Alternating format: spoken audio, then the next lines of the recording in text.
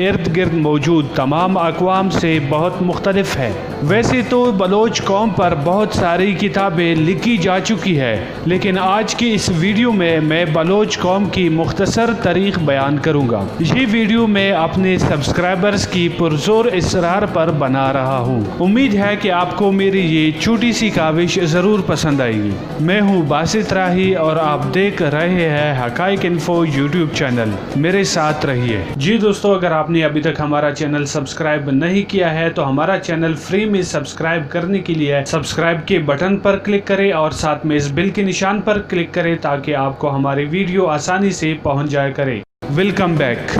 سکنی اعتبار سے بلوچ وادی بلوچ کے رہنے والے ہیں۔ یہ وادی شام میں حلب کے قریب ایران کی سرحد کے ساتھ واقع ہے۔ خاص بلوچوں کی نسب کے بارے میں بڑا اختلاف پایا جاتا ہے۔ بعض مورخین اسے ترکمان نسل سے بتاتے ہیں جبکہ بعض کے مطابق یہ نسلاً عرب ہے۔ ڈاکٹر بلو نے اسے راجپوت لکھا ہے۔ پروفیسر کین کے خیال میں وہ تاجک نسل سے ہے۔ ماکلر نے ثابت کیا ہے کہ بلوچ مکران کے قدیم باشندوں کے باقیات ہے، جبکہ سردار محمد خان گشکوری نے یہ نظریہ پیش کیا ہے کہ بلوچ کلدانی اور بابلی ہے اور مشہور حکمران نمرود کی نسل سے ہے۔ اہل بابل اپنے قومی دیوتا کو بال عظیم کہا کرتے تھے۔ یونانیوں نے اسے بیلوس کہا۔ عہد قدیم میں لفظ بلوچ کو بالوس اور بیلوس لکھا جاتا تھا۔ اس کے بعد یہ لفظ بیلوس اور بالوس کے طور پر تحریر و بیان میں آتا رہا۔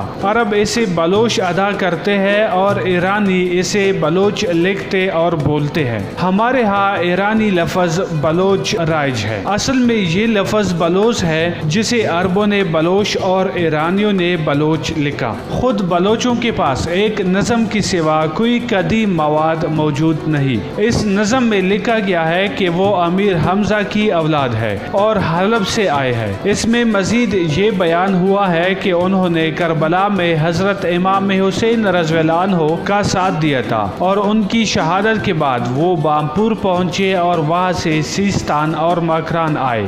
زرکس کے عہد میں بلوچ ایرانی بادشاہوں کے دربار میں اعلیٰ عہدوں پر فائز رہے، لیکن بعد میں بلوچ ایرانی بادشاہوں کے لیے خطرہ بن گئے، اس لیے انہوں نے نہایت بیدردی سے ان کے خلاف مہم جوئی کی۔ اس کا تذکرہ فردوسی نے شاہنامے میں بڑی تفصیل سے بیان کیا ہے۔ گمان ہے کہ اس مہم کے نتیجے میں بلوچوں کی قوت اس علاقے میں ٹوٹ گئی اور مجبوراً جنوب و مشرق کے پہاڑوں میں جا کر رہنے لگے۔ ڈیمز نے بلوچوں کی ہجرت کے بارے میں اپنی کتاب دی بلوچ ریس میں لکھا ہے۔ بلوچوں نے 2 مرتبہ نقل مکانی کی اور دونوں بار ہجرت کی وجہ ایک بڑے علاقے میں نئے فاتحوں کی پیش قدمی تھی۔ پہلی ہجرت اس وقت ہوئی جب فارس میں سلجوکیوں کے ہاتھوں ولیمی اور غزنوی طاقتوں کا خاتمہ ہوا۔ اس موقع پر یہ لوگ کرمان چھوڑ کر سیستان اور مغربی مکران کے علاقوں میں آ کر آباد ہوئی۔ دوسری بار انہوں نے اس علاقے کو چھوڑ کر مشرقی مکران اور سندھ کا رخ کیا۔ یہ ہجرت چنگیز خان کے حملوں اور جلال الدین منگول کی وجہ سے ہوئی۔ دوسری ہجرت کے نتیجے میں انہوں نے پہلی بار وادی سندھ میں قدم رکھا، جس سے ان کے لیے تیسری اور آخری ہجرت کا راستہ ہموار ہوا، اور آخری ہجرت نے ان کے بڑے حصے کو ہندوستان کے میدانی علاقوں میں منتشر کر دیا۔ اس آخری ہجرت کا زمانہ ہندوستان پر تیمور لنگ کے حملے اور بابر کی یورش کا زمانہ ہے۔ بعض قبیلوں نے کلات پر قابض ہو کر بلوچوں کو سندھ اور پنجاب کے درمیانی علاقوں کی طرف جانے پر مجبور کر دیا۔ یہ واقعہ بلوچوں کی تاریخ میں ناقابل فراموش ہے۔ اس واقعے کے بعد یہ قوم 2 گروہوں میں تقسیم ہو گئی اور اب مشرقی اور مغربی بلوچوں کے درمیان میں کلات کے براہوی بھی نظر آتے ہیں۔ 15ویں صدی عیسوی میں بلوچوں کے 2 قبیلوں رند اور لاشار ساتھ ساتھ وسطی بلوچستان کی طرف بڑھے۔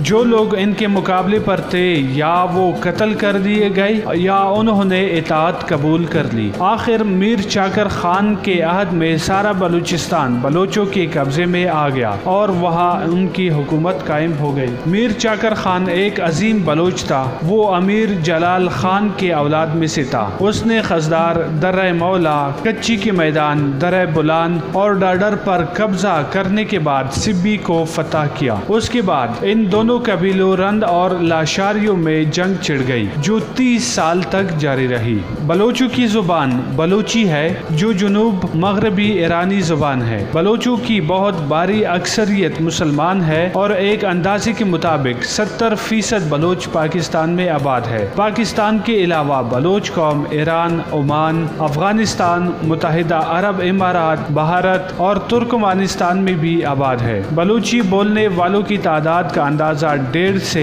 2 کروڑ کے درمیان ہے۔ تاہم حقیقی اعداد و شمار یہ نہیں بتا سکتے کہ اصل بلوچ اور خود کو بلوچ کہلانے والوں کی اصل تعداد کتنی ہے۔ اگرچہ براہوی اور بلوچ قبائل بہت حد تک گل مل گئے ہیں، تاہم ابھی تک براہویوں کو الگ قبیلہ مانا جاتا ہے۔ بلوچوں میں وہ افراد بھی شامل ہے جو سرائکی، سندھی اور براہوی بولتے ہیں۔ اس سے ان کی تعداد بہت بڑھ جاتی ہے۔ بہت سے بلوچ جو بلوچستان سے باہر رہتے ہیں وہ ایک سے زائد زبانوں پر عبور رکھتے ہیں۔ یہ لوگ سندھیوں، براہویوں، ایرانیوں اور پشتونوں سے گل مل گئے ہیں۔